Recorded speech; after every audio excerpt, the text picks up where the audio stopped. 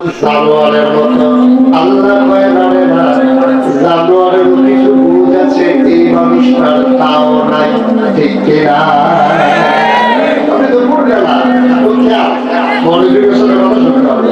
আপনি দুপুরবেলা খাইতে বসেছেন, আপনি গুস্ত খেয়েছেন, হাঁটি রয়ে গেছে, মাছটা খেয়েছেন, কাঁটাটা রয়ে গেছে, সেই একটু ঝোটা কাঁটা দরজায় দাঁড়ানো সেই আপনার গৃহপালিত যে পশুটা, সেই কুকুরটার সামনে নিয়ে দিয়েছে।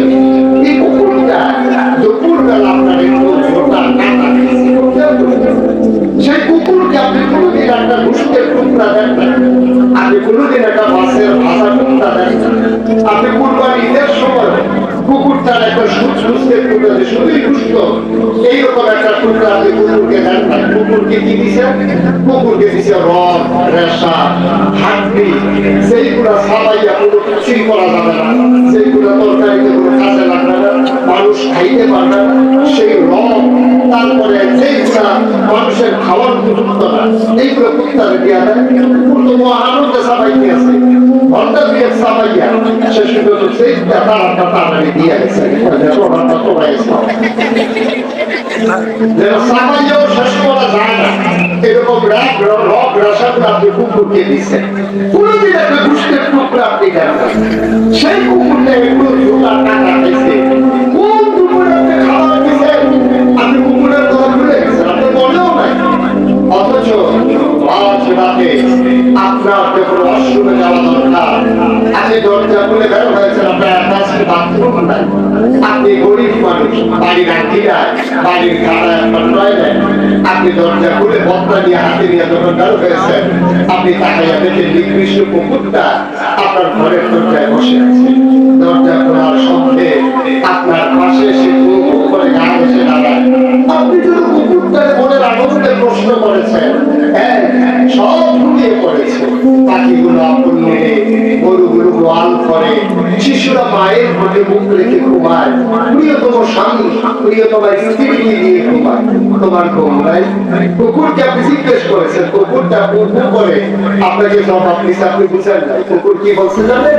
কুকুরটা আপনারা বলে দিয়েছে, মালিক আমার, আমি তো নিমক খারাপ, আমি যার নিমক খাই তার গুণ গাই, আমি আপনার নিমক খেয়ে বড় হয়েছি, আপনার হাঁটি হাড্ডি কাঁটা ছোটা এইগুলা খাই আমি জীবন ধারণ করেছি। আজকে এখন যদি মাঝ রাতে ঘুমিয়ে পড়ি, বাড়িতে চোর আসবে, বাড়িতে ডাকাত আসবে, বাড়ির সম্পদগুলো লুণ্ঠন করবে, এই জন্য আমি উপকার করতে পারছি।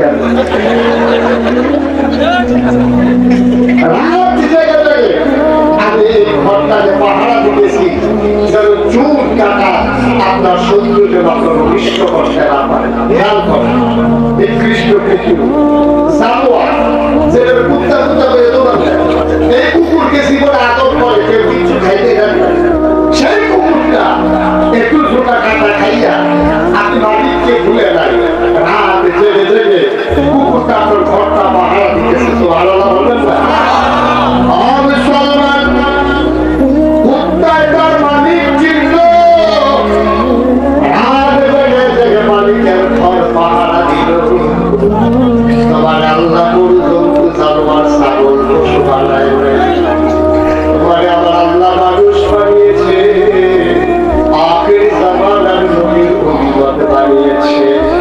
তোমার উপাধি দিয়েছে আশরাফুল মাখলুকাত, কুত্তায় তার মালিক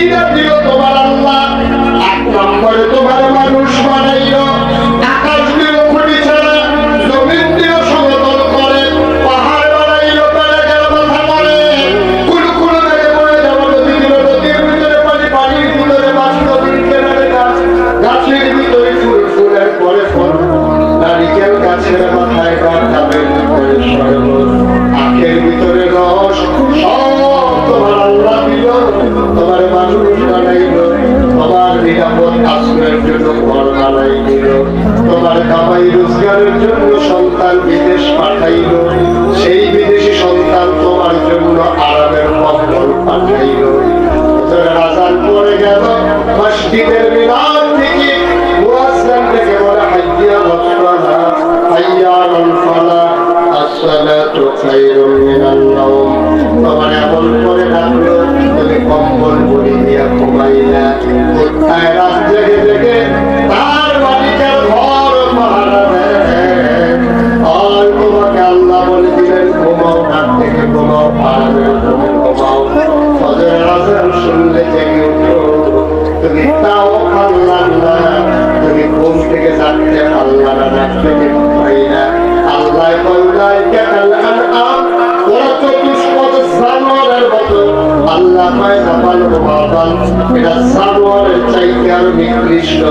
সেই মানুষটা সারা রাত ঘুমানোর পরে ফজরের সময় জাগতে পারল না, দুপুরে মসজিদে গেল না, আসর গেল খেলতে বসায়, মাগরিব গেল চায়ের স্টলে আড্ডায়, তার সামনে বাজ গেল আরাম করতে করতে।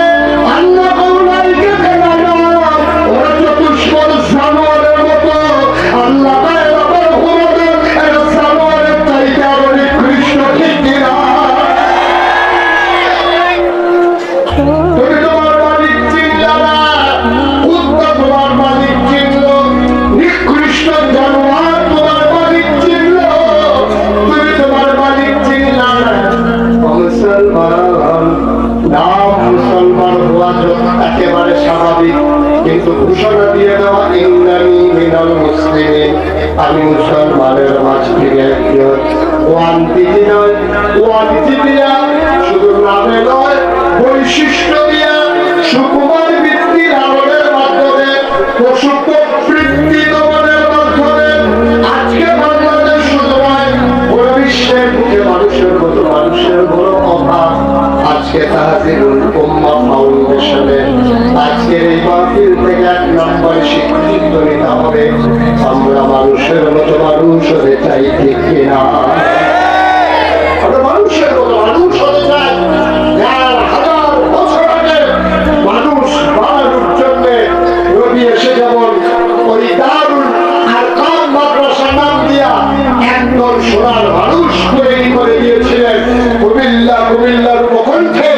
এই জনপদে তাহজিবুল উম্মাহ ফাউন্ডেশনের প্রতিটি মাদ্রাসা ওই নবীর আদর্শ অনুসরণ করে আমাদের সন্তানগুলোকে, কোমলমতি বাচ্চাগুলোকে, মুসলমানের সন্তানকে মুসলমানের বানানোর জন্য এই তাহজিবুল উম্মাহ ফাউন্ডেশন ভূমিকা রাখবে, এটাই আমাদের প্রত্যাশা, ঠিক কি বলবো?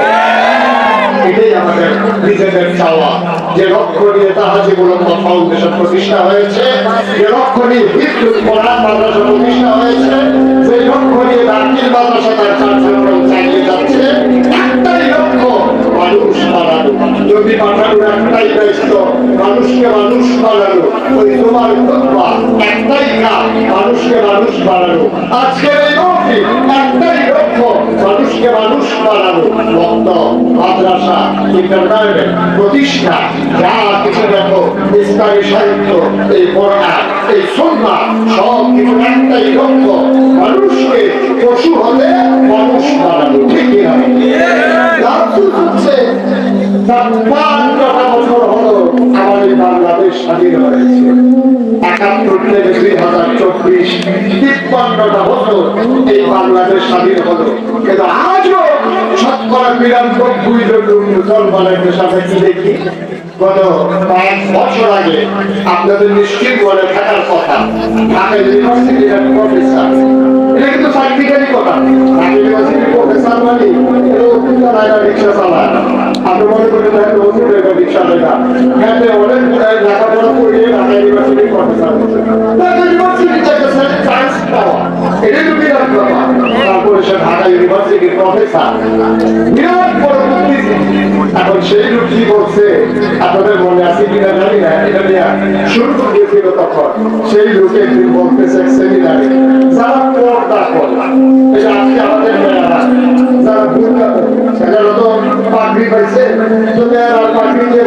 শরীরে বোরকা দেওয়া হয়েছে, পর্দা আলাদা বলবেন না। এই যে মেয়েরা যারা হাফেজা হয়েছে তাদেরকে আমরা আমাদের মহিলা শিক্ষিকার মাধ্যমে তাদেরকে বোরকা পরিয়ে দেওয়া হয়েছে, সম্মান যুক্ত সুযোগ তাদেরকে হেজাব পরিয়ে দেওয়া হয়েছে। আলাদা বলবেন না। সেই রূপ এক সেমিনারের ভিতরে হাজার মানুষের সামনে সে ঘোষণা দিছে, যারা পর্দা করে বোরকা পরে হিসাব লাগা মেকআপ লাগা ওইসব মেয়েরা ঢাকা ইউনিভার্সিটিতে পড়ার দরকার নাই। আর আসলে হাত দিয়ে পড়বে নাউজুবিল্লাহ, তাহলে অবৈধ সব বলবো যাবে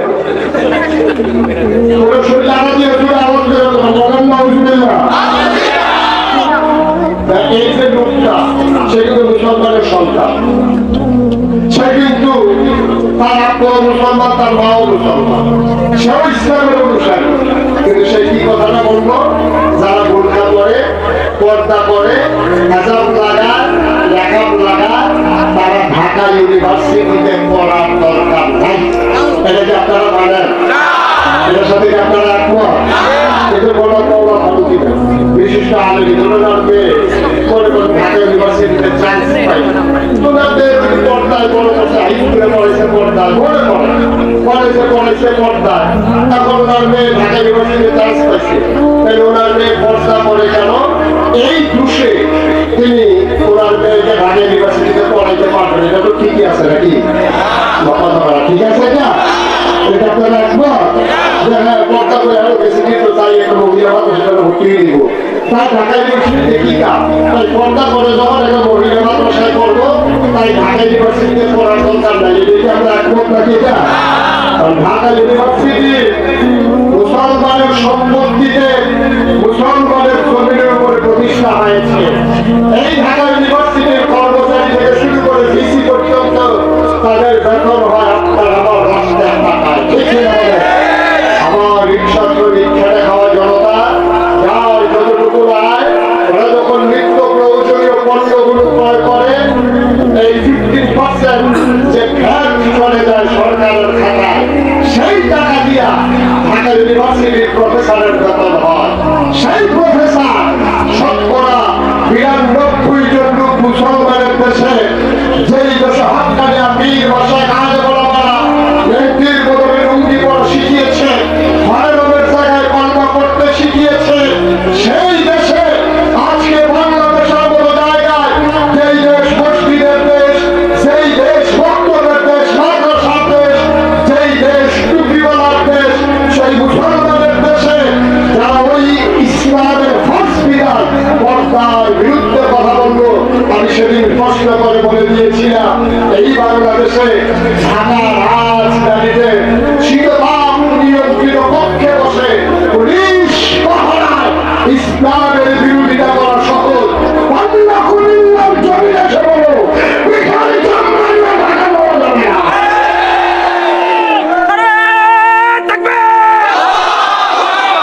কুরআনের আলো, আল হাদিসের আলো, ইসলামের শত্রুরা হুঁশিয়ার সাবধান, শত্রুরা কিন্তু সাবধান, আমরা তারা গৃহস্থ, আমরা এটা জানি না। শত্রু খুব সাবধান, ওই বলছে না শত্রুরা সাবধান, এমনি ওরা সাবধান, ওরা যত সাবধান আপনি কিন্তু এত সাবধান না। আপনার সম্পদ রক্ষা করার জন্য আপনার কোনো দায়িত্ব নাই, যারা আপনার সম্পদ উদ্ধার করতে চায় ওরা সাবধানতার সাথে খুব বুদ্ধি খাটাইয়া আপনার সবকিছু নিয়ে যাচ্ছে। ঠিক আছে? এই বাংলাদেশকে একটা দারিদ্র পীড়িত দেশকে পশ্চিমা বিশ্বের যারা অর্থনীতিবিদ তারা গবেষণা করে দেখেছে তাদের দেশের ভিতরে দাম্পত্য জীবন নাই, পারিবারিক বন্ধন নাই, তাদের সংসারগুলো 15 দিন 20 দিন 8 মাস 6 মাসের বেশি টিকে না। তারা গবেষণা শুরু করে দিল মুসলমানের দেশে 30 বছর বয়সে বিয়ে হয়েছে, বেড়ার বয়স 70, বেডির বয়স হয়েছে 60, 40 বছর ধরে সংসার করতে আছে তারা, কিন্তু তাদের সংসার ভাঙে না। আর আমরা 15 দিন 20 দিন মাস দিন করে লেখাপড়া গবেষণা করিয়া তারা চিন্তা করে দেখলো একটাই কারণ, তার নাম ইসলাম। তো এখন এই বাংলাদেশের পুরুষগুলো মহিলাগুলা তারা বিবাহ বহির্ভূত সম্পর্ককে যেমন ঘৃণা করে, পাশাপাশি তারা বিশ্বাস করে আমার ভাগ্যে যাকে রেখেছে এটা কালো হোক আর ঘোলা হোক, খাটো হোক আর লম্বা হোক, এটাই আমার স্বামী। তিনি সুন্দর হোক আর কুৎসিত হোক, তার কোনো পরিমাণ হোক আর উঁচাতে যাবে,